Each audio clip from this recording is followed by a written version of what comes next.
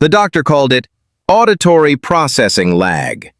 He said the new cochlear implant, the experimental one with the neural link processor, might take time to sync with Danny's brain. He might hear a clap, the doctor said, snapping his fingers, and only react to it a few seconds later.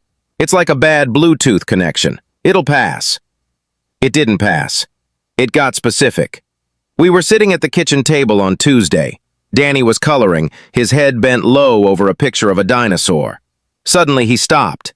He looked up at the ceiling, tilted his head, and made a sound. Thump. Scrape. He has perfect pitch mimicry. It's a savant thing, the therapists say. Even when he was totally deaf, he could feel vibrations and hum the exact note back to you. Now that he had the implant, the mimicry was photorealistic. I looked at him. "What was that, bud?" He pointed up. 2 minutes later, I timed it because I was staring at the clock waiting for the oven timer. I heard it. Thump. Scrape. It came from the upstairs neighbor, Mrs. Gable, dragging a chair across her floor. I froze. The lag wasn't Danny reacting late. The lag was Danny reacting early.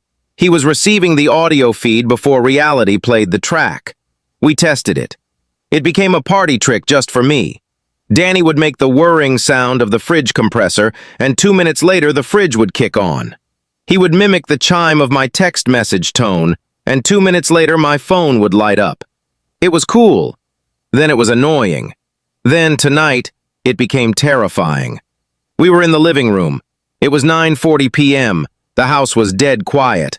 I was reading. Danny was playing with his Legos on the rug. Danny stopped. He dropped the red brick in his hand. His little shoulders tensed up, hiking toward his ears. He opened his mouth and let out a sound I had never heard him make. It was a sharp, shattering crack, followed by a wet, heavy thud, like a melon being dropped on concrete. Then, silence. Then he started to scream. But it wasn't his scream. He opened his mouth and a deep, guttural roar came out. It was my voice. It was me, screaming in a pitch so high and terrified it scraped against my vocal cords just hearing it. "No! Please, God, no!" Then another sound. A rhythmic, wet squelch. Chunk, chunk, chunk. I sat there, the book trembling in my hands. "Danny?" He didn't look at me. He was staring at the front door. He mimicked the sound of a siren, distant at first, then getting louder. I looked at the digital clock on the cable box. 9:41 p.m.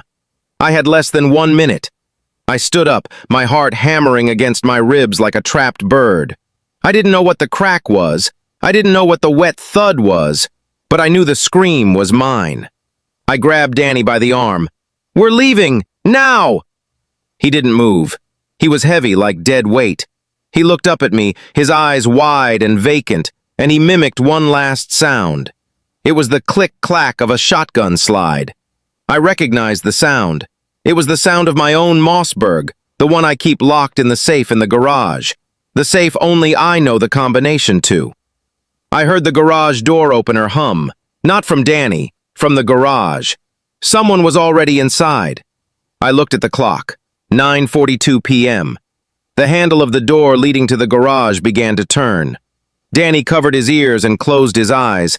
He didn't want to hear it again. Click, clack.